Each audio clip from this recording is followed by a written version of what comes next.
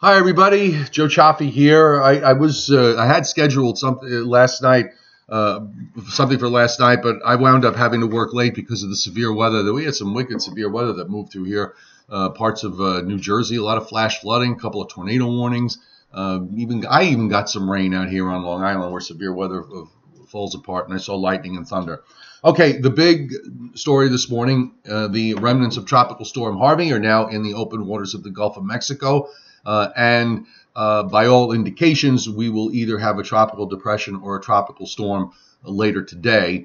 And the Hurricane Center has actually already indicated that it's going to be putting up, probably going to have to put up a tropical storm and hurricane or hurricane watches or warnings up later on. So they've already pretty much signaled what they're going to do.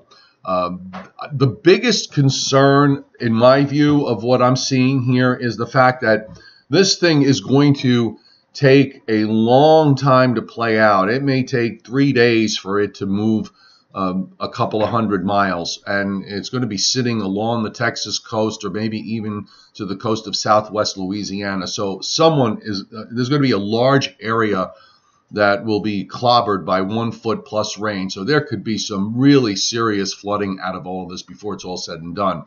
In terms of the actual strength of what this could wind up, conditions are certainly favorable for this to become a strong tropical storm or perhaps even a Category 1 hurricane. Might even have a shot to go beyond that. One of the things, intensity, trying to figure out intensity is probably the most difficult and most volatile thing that you have to deal with these tropical systems. And there are some of the models got pretty aggressive with this.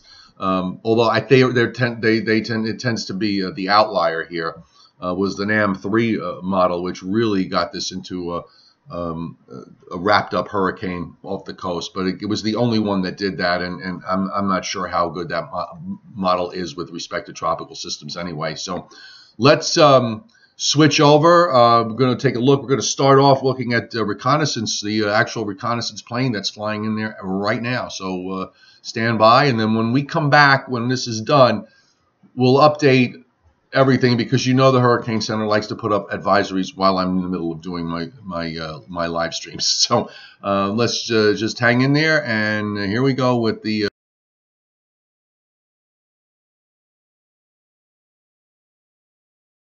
Mexico, where the remnants of Harvey are organizing, and it is likely that we will have a tropical storm here very shortly.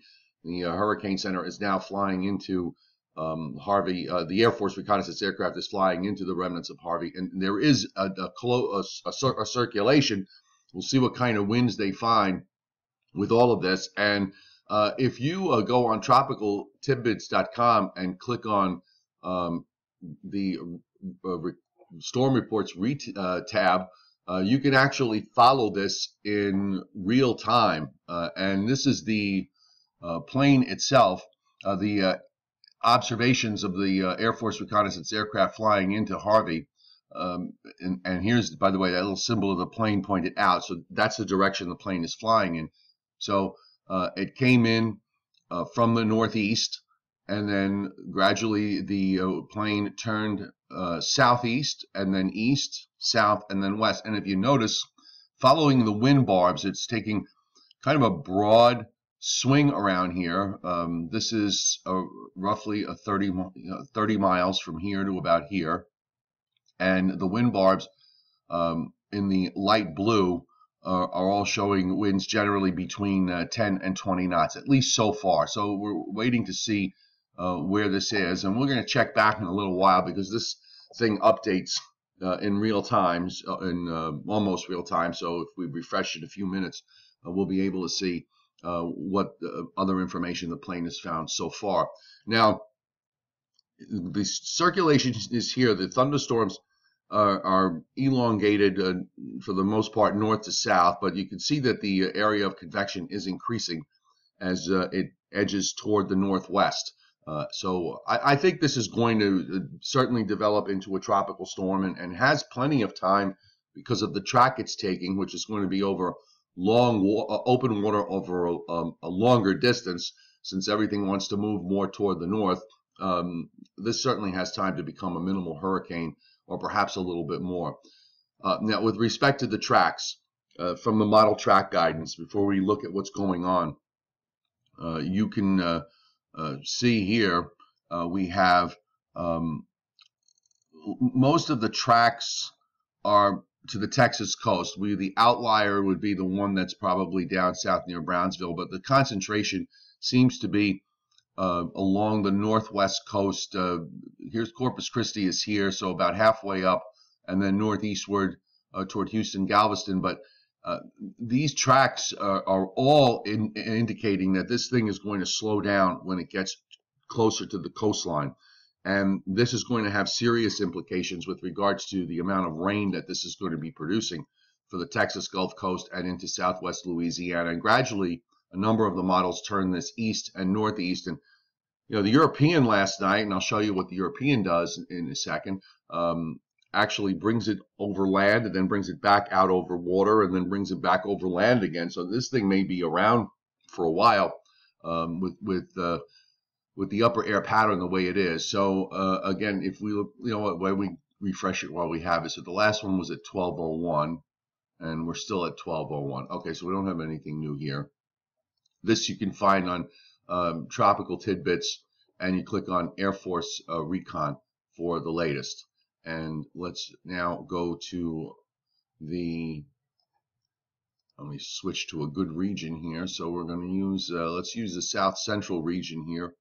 And we will start with the GFS, which you can see when Harvey makes its appearance on the GFS in about 48 hours. So it's got, a little less than 2 days. It's still, offshore. And here we are at 54:60. So we are now at Friday afternoon. This is Friday evening. Still probably a strong tropical storm. And at this point, based on the pressure that the GFS has. But I want to point out to everybody at this point, from the standpoint of intensity, models are not going to work very well. And we have all sorts of solutions in all different directions with regards to this. So you need to remember that. Models are not going to work well with pressure. So just because in either direction, it could have it as a tropical storm. It could easily wind up being a hurricane, or it could have it as a Category 3 hurricane, and in reality, it'll be a tropical storm. Now, here's what the GFS does. It takes that center inland, and then just very, very slowly, I mean, here we are at Sunday afternoon. So, this is Saturday morning, 2 a.m., and by Sunday afternoon, it's, barely moved 100 or so miles. Then it loops it southeast back toward Houston. Keeps this inland, by the way. We're straddling the Louisiana coastline, and you notice that part of the circulation remains on the GFS. The part of the circulation remains over water right into Monday evening before, and it goes east northeast from there. So it really isn't completely inland until early Tuesday. So this model is certainly suggesting a significant rain event from, let's say, Corpus Christi to Houston, to Lake Charles, to New Orleans, and on up to Mobile. So the entire western and central Gulf Coast pretty much gets some very heavy rains. And with respect to the rainfall, let's show you what kind of numbers the GFS at least is generating in terms of rainfall. And you can see it's a lot. Corpus Christi's basically on the back edge of about 2 inches, but we've got 6 inches not too far northeast of there, and the yellows here are all 12 inches plus, and even I'm guessing that bright yellow may be on the order of 20 inches. So it's generating a large area of 1 foot plus rains into Tuesday afternoon, extending all the way into south central Mississippi. So this is going to be a huge rain producer, and there's going to be some serious flooding with this if the track that the model is showing materializes. Let's jump to the European now and see what the Europeans' idea on this is. And I'm going to widen it out so we can see a little bit more. So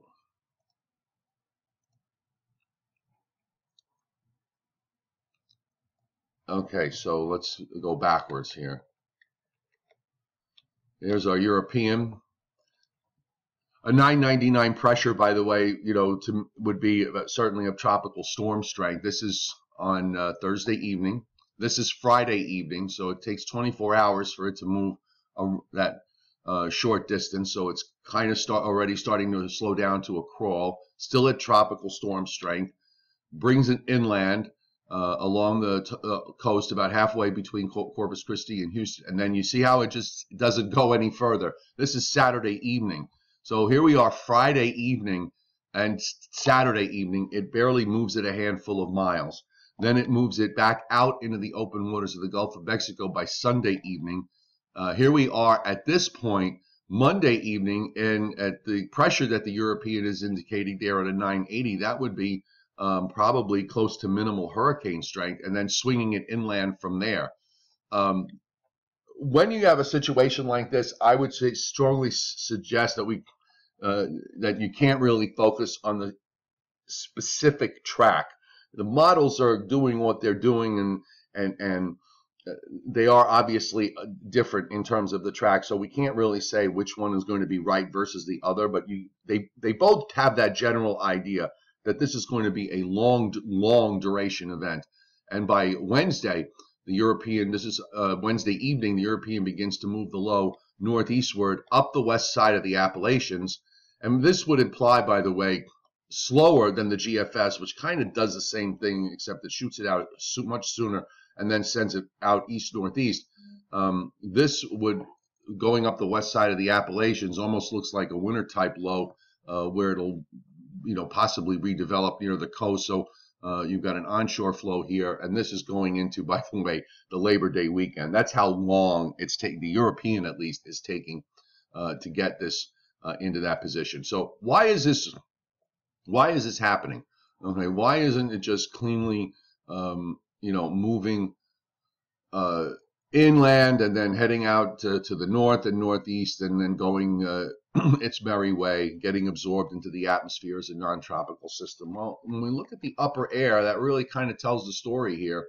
As far as the upper air is concerned, you have the main trough here this is Thursday evening. You have the main trough and jet stream are way to the north. You've got a ridge here nosing in over Florida, and basically this thing is sitting in a no-flow zone, or a very light steering current zone.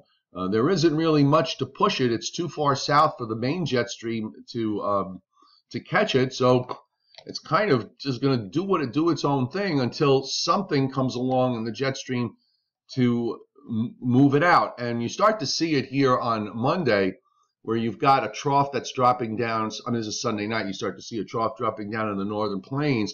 Here's the trough in the east, and this thing is still kind of meandering there along the Texas coast, waiting for something to come down, and it has to wait until, at least from the standpoint of the European, through the middle of next week before something in the northern jet is strong enough to pick it up and shoot it out to the northeast. The GFS has probably, kind of does this. It's going to do the same thing. It's just going to do it faster. The GFS actually, if you look at this, Sunday night, Monday, the GFS is deeper with this trough that's coming down into the northern plains Sunday night. So the GFS says that trough is going to be able to be the one to pick it up, and that's why it shoots it out faster to the northeast. See, at this point now, that trough and the remnants of Harvey, whatever's left of Harvey at this point, that they're merging, they're kind of merging together, and then it gets kicked along to the northeast once we get this next lobe of energy coming down in the north. Okay, so the GFS has a little more going on in its jet stream pattern that would suggest that Harvey might get picked up a little bit faster than the European by about 2 days. So that's going to be something that we'll have to consider. The upper air jet stream here is rather complex. The other issue through all of this, by the way, is whether something is going to develop off the southeast coast. And that has been something that models have been doing for quite a while. So we'll go back to the GFS now and focus on what's going on in Florida, because we do have disturbed weather sitting over southern Florida near the Keys. At least that's where the Hurricane Center has it marked.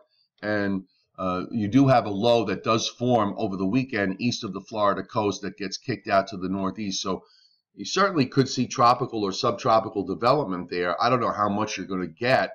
The NAM model was a little more aggressive with this overnight, so I want to just take a look and see what it's doing. And by the way, let's look at the NAM tracks, because they are rather interesting.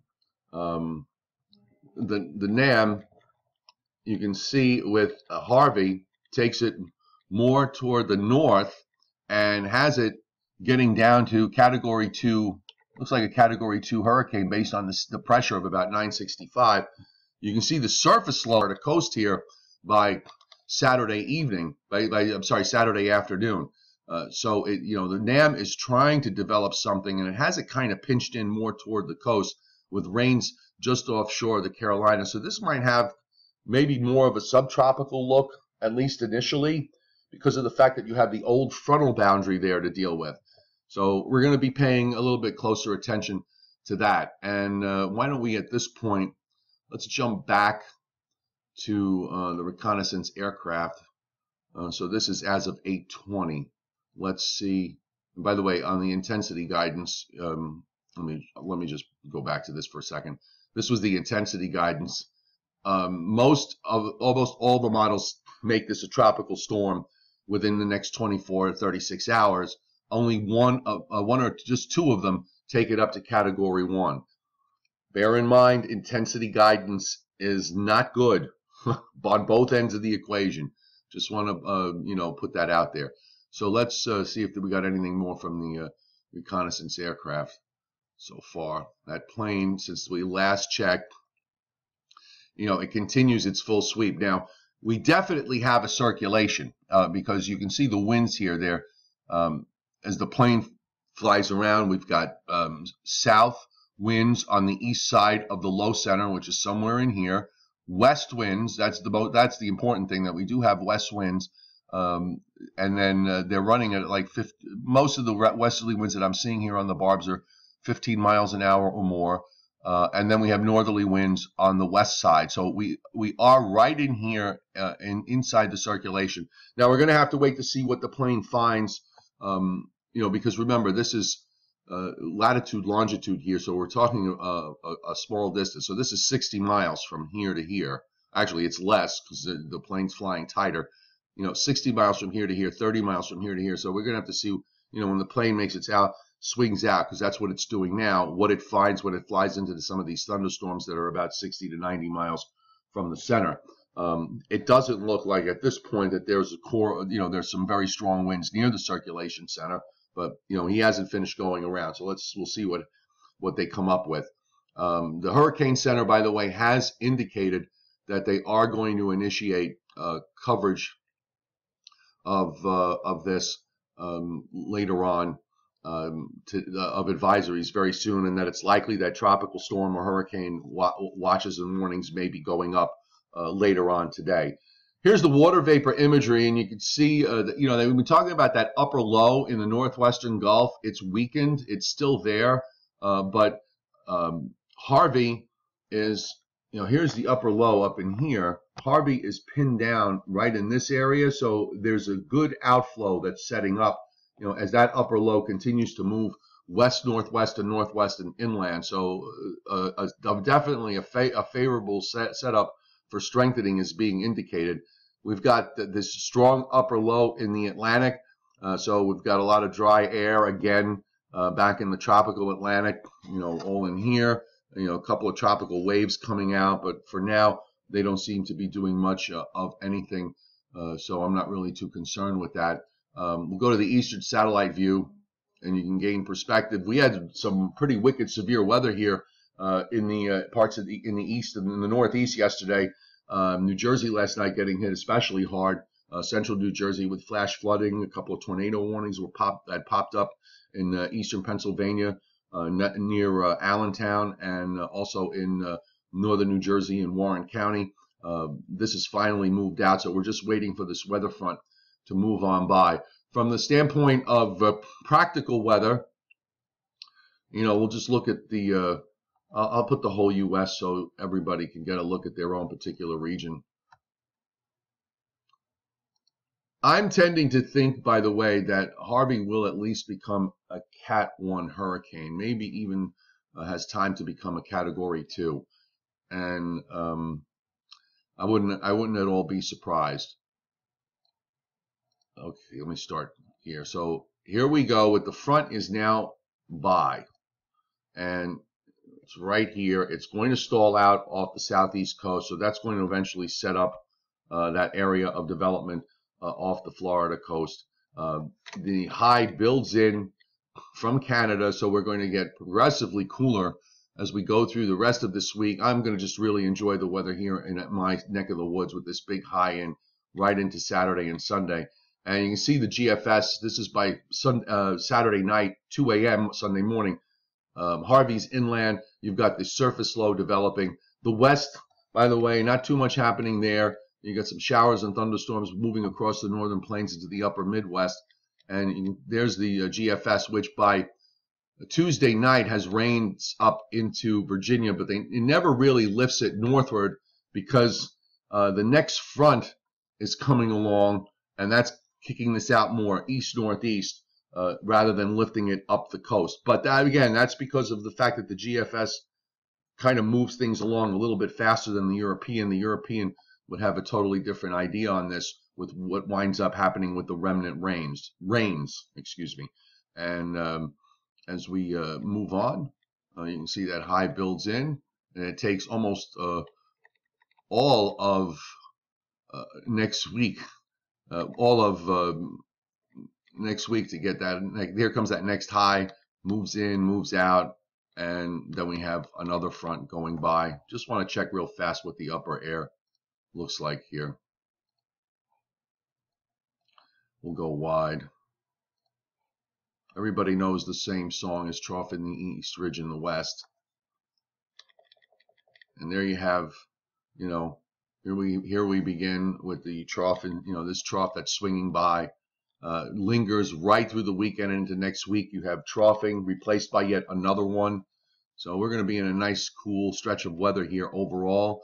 Then another trough swings down and around. A little bit of ridging builds at the end of the period, but at that point, who knows how real all that is. All right, we're going to chat for a little bit, and if you have any questions regarding Harvey, by all means ask, or anything else for that matter. So just stand by, and I'm going to switch over.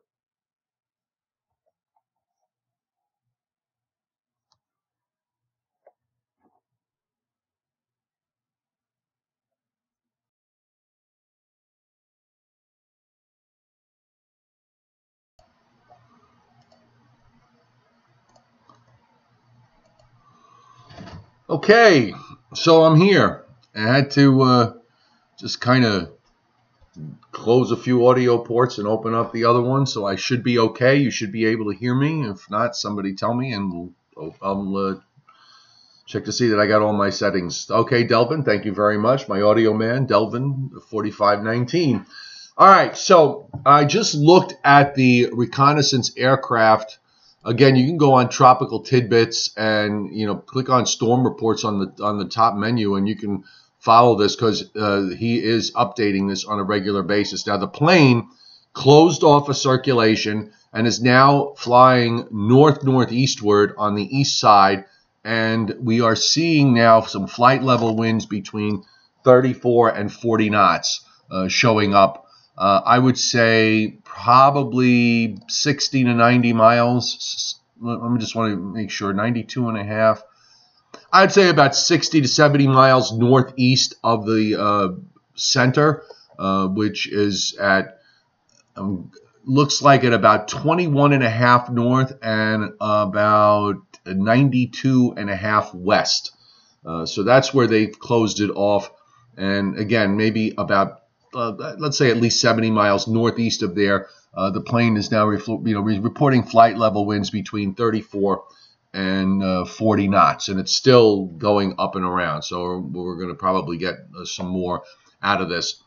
I would say, you know, there are the winds around where the center is not that strong. So I'm not sure whether they're going to make it a depression now or they're going to wait. I'm thinking that they. Well, I don't want to speculate because I know whichever way I guess is going to wind up being the opposite. At least as of right now, 28 minutes into this, they have not done anything with regards to this. They haven't issued any kind of advisories yet. By the way, just to show you, just on the envelope of the extreme, the 3-kilometer NAM model actually strengthens this to a Category 5 hurricane off the coast of Texas between Brownsville and Corpus Christi, and takes the pressure down to 895, I think, or 892. You know, when I see something like that on a model that is so way out of the mainstream of everything else, you know, you discount it. But you know, intensity with tropical systems is very difficult. You'll have the Hurricane Center tell you that themselves. They struggle with the intensity part of the forecast. Many times they have an idea of where it's going to go, and the storm winds up. It could outperform in a big way or underperform in a big way. I remember seeing the initial forecast with Hurricane Kenneth out in the Pacific, where they basically took it to 65 or 70 knots, and it wound up getting up to a Category 4 hurricane. So, you know, these things do happen, and the intensity part is always the tougher part of the equation. But in this particular instance, rain is going to be the big deal here at the end of the day. Even if this becomes a Category 1 or a Category 2 hurricane for somebody, this is going to be a big rain producer. There's going to be some really serious flooding. I can't emphasize that enough along the Texas coast and into Louisiana. As far as the system off the southeast, off the Florida coast is concerned, the GFS last night on the earlier run actually kind of had the idea I was getting at a couple of days ago, which was to bring the remnants of Harvey up the west side of the Appalachians and then drag the whatever develops along the coast, tuck it in, and kind of drag it northeastward. It actually what it did was it had the remnants of Harvey absorb whatever happens to whatever forms off the southeast, and then moving it up the coast or during early next week. The GFS on today's the recent run, which I just showed you, has a much less aggressive look on. It has the same idea, but it's flatter. It doesn't lift it all the way up, but rather lifts it up only so far and then shoves it out weakly to the southeast. So that's a long-term speculative question for the weather for the Northeast for next week, and we're not there yet. I'm looking I'm looking at the nice dry weather that is coming in. Okay, let's see. We've got Matt York. Welcome. And you say, I live in Houston. Do I need to go buy sandbags? Well, look, I'm just going to say right off the bat that when it comes to these sort of things, you need to follow the recommendation. You need to look to the National Weather Service and then your local officials and follow whatever recommendations that they have. I certainly would say that if you're being protective with respect to the rainfall, because that is going to be the big problem, that you might want to prepare for that. But if you need more information regarding direction, I would certainly talk to my local officials when this thing gets underway. And you know what? You know from your own experience with these sort of things on the Texas coast. I lived on the South Texas coast. I lived in Corpus Christi many years ago, and I also lived in New Orleans many years ago, as I worked in both those markets. So I understand.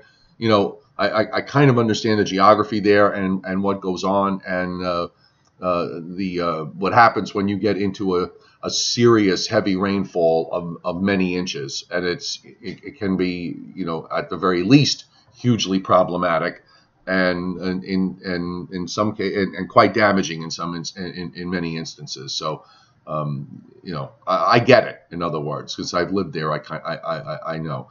Wendy B is from Galveston, and hi to you. There are no advisories being posted right now. We're just waiting to see what the Hurricane Center is going to do based on this reconnaissance aircraft. Shaq the Black Hole, welcome to you. And you say you live in Houston. I hope this isn't another Ike. Ike, for those of you who would like to look back at the Hurricane Center and go into their archives, was a Category 5 hurricane that came onto the coast there and did significant damage. That was, I believe, 2000. I want to say 2007 or 2008, but it was either 2 or 3 years after Katrina. And one of the realities from that, when I was talking to the head of the Hurricane Center when they were up here with their Hurricane Hunter aircraft at our local airport, he made, it was a point that I often make about the fact that, when people focus on above normal or below normal hurricane seasons and so on, and how that's really not the way to look at it. But he pointed out that there were people that died in Hurricane Ike that, and the reason that happened, a large part of the reason was the fact that those people did not experience anything unmanageable with Hurricane Katrina a few years before, and made the conclusion that, well, I survived Hurricane Katrina and nothing happened. I lived through Hurricane Katrina, nothing happened, so I can live through Ike. Well, each storm is different. Each storm behaves differently. Each storm produces a different outcome. So to make a decision based on your prior experience for another storm is probably not the wisest thing to do. So you know what? It's looking more and more like this is going to be, rainfall is going to be the big deal here for the Texas coast. And of course, if other things come into play, we're going to watch this very, very carefully. You're quite welcome, Matt. Let me just take one more look at the aircraft. See what we got. And okay, so that was the last update. As I said, 34 to 40 knot winds being indicated at the flight level, about maybe 70 miles northeast of the center at this point.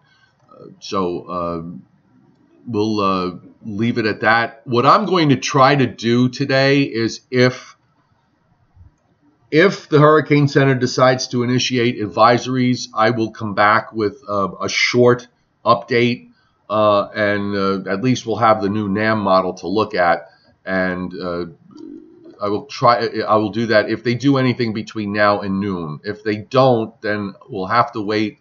I don't have any severe weather to worry about tonight, so I'll be getting home on time. I will then do a video tonight. Probably by the time I get it done and cut, it would be about midnight. So just bear that in mind. I'll schedule the streams so that you're all quite aware. Thanks for being here this morning. Have a great day. We got a few things to do here, so we'll talk to you guys maybe a little bit later on if the Hurricane Center does something between now and noon. If not, tonight, probably around midnight, I will do a live stream again. But check my YouTube page here.